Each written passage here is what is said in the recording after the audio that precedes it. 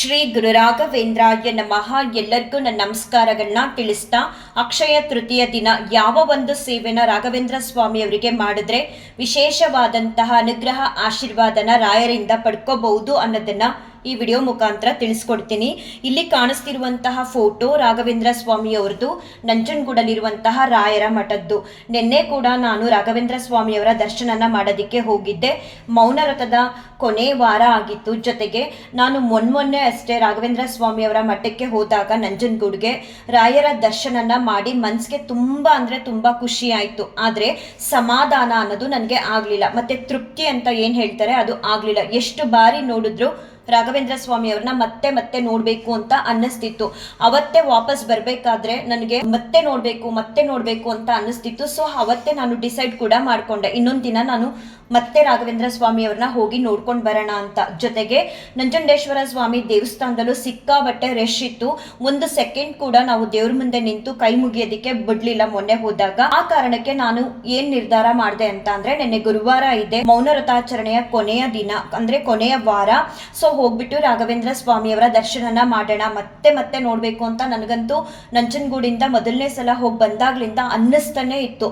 So ನಿನ್ನೆ ಹೋಗೋಣ ಅಂತ ಹೇಳಿ ಹೋಗಿ ರಾಘವೇಂದ್ರ ಸ್ವಾಮಿಯವರ ದರ್ಶನನ ಮಾಡಿದೆ. ತುಂಬಾ ಅಂದ್ರೆ ತುಂಬಾ ಚೆನ್ನಾಗಾಯ್ತು ರಾಘವೇಂದ್ರ ಸ್ವಾಮಿಯವರ ದರ್ಶನ. ಮೊದಲನೇ ದಿನ ಅಲ್ಲಿ ಹೆಚ್ಚಿನ ಸಮಯನ ನನಗೆ ಕಳೆಯೋದಕ್ಕೆ ಆಗ್ಲಿಲ್ಲ. ಒಂದ್ 5 ನಿಮಿಷ ಅಷ್ಟೇ ನಾನು ರಾಯರ ದರ್ಶನನ ಮಾಡಿ ಕೆಲವೊಂದು ಸ್ತೋತ್ರನ ಹೇಳ್ಕೊಂಡು ನಂತರ ಮಂತ್ರಾಕ್ಷತೆನ ತಗೊಂಡು ಅಲ್ಲಿಂದ ಹೊರಟ್ಬಿಟ್ಟೆ. ಹೇಳ್ಬೇಕಂತ ಅಂದ್ರೆ ನಾನು ಕೂಡ ಬರೀ ಒಂದು ಪ್ರದಕ್ಷಿಣೆ ಮಾತ್ರ ಮಾಡಿದ್ದೆ.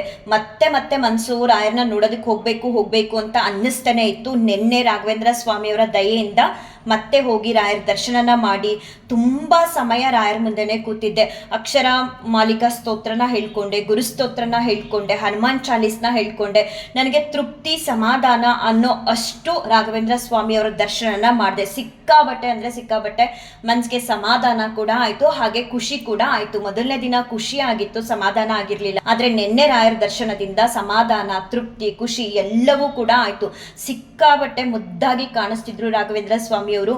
ಹಾಗೆ ರಾಯರ ಮಠದಲ್ಲಿ ತುಂಬಾ ಜನ ಕೂಡ ಇದ್ರು. ಆ ಜನಗಳ ಮಧ್ಯೆನೂ ಕೂಡ ನನ್ಗೆಲ್ಲೂ ಒಂದ್ ರೀತಿ ಕಷ್ಟ ಅಂತ ಅನ್ನಿಸ್ಲಿಲ್ಲ ರಾಯರ ದರ್ಶನನ ಮಾಡೋದಿಕ್ಕೆ. ಈಸಿಯಾಗಿ ರಾಯರ ದರ್ಶನ ಆಯ್ತು.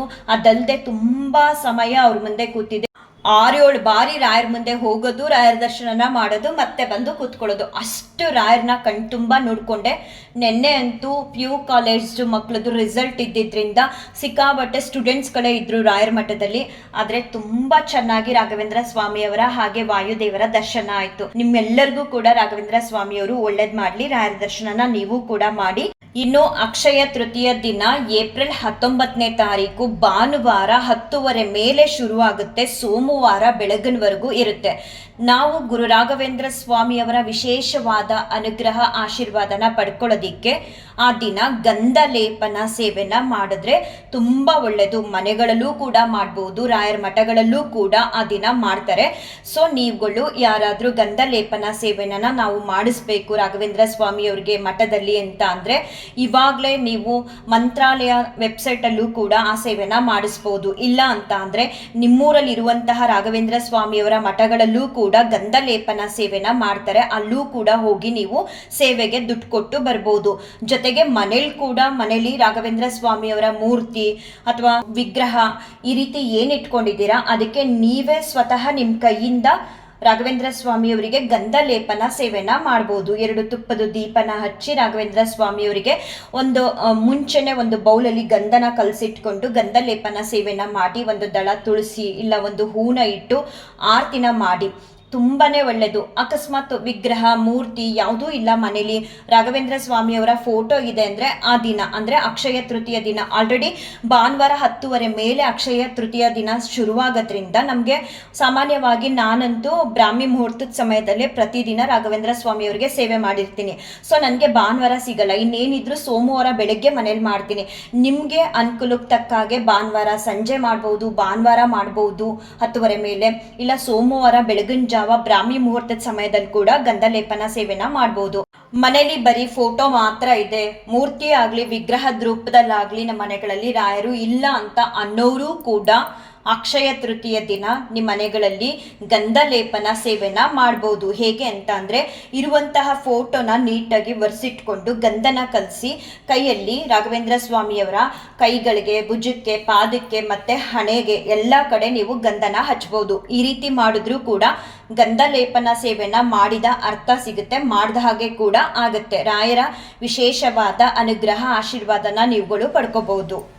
ನಾವು ಮನೇಲಿ ಮಾಡಲ್ಲ ಗಂಧ ಲೇಪನ ಸೇವೆನ ಅಂತ ಅನ್ನೋರು, ನೀವು ರಾಯರ ಮಠಗಳಿಗೆ ಹೋದಾಗ ರಾಘವೇಂದ್ರ ಸ್ವಾಮಿಯವರಿಗೆ ಗಂಧ ಲೇಪನ ಸೇವೆಗೆ ಹೆಸರನ್ನ ಬರೆಸಿ ದುಡ್ಡನ್ನ ಕೊಟ್ಟು ಬರ್ಬೋದು. ಮಂತ್ರಾಲಯ ವೆಬ್ಸೈಟ್ಗಳಲ್ಲೂ ಕೂಡ ನಾವು ಅಮೌಂಟ್ನ ಪೇ ಮಾಡಿದ್ರೆ ಆ ದಿನ ನಮ್ಮ ಹೆಸರಲ್ಲಿ ರಾಯರಿಗೆ ಸೇವೆ ನಡೆಯುತ್ತೆ. ನಂತರ ನಮ್ಮ ಮನೆಗಳಿಗೆ ಪ್ರಸಾದನೂ ಕೂಡ ತಲುಪಿಸ್ತಾರೆ. ರಾಘವೇಂದ್ರ ಸ್ವಾಮಿಯವರು ನಿಮಗೆ ಎಲ್ಲರಿಗೂ ಒಳ್ಳೇದು ಮಾಡಲಿ ಅಂತ ನಾನು ರಾಯರ ಹತ್ರ ಬೇಡ್ಕೊಳ್ತಾ ಈ ಒಂದು ವಿಡಿಯೋನ ಏನು ಮಾಡ್ತೀನಿ. ಶ್ರೀ ಕೃಷ್ಣಾರ್ಪಣಮಸ್ತು, ಶ್ರೀ ಕೃಷ್ಣಾರ್ಪಣಮಸ್ತು, ಶ್ರೀ ಕೃಷ್ಣಾರ್ಪಣಮಸ್ತು.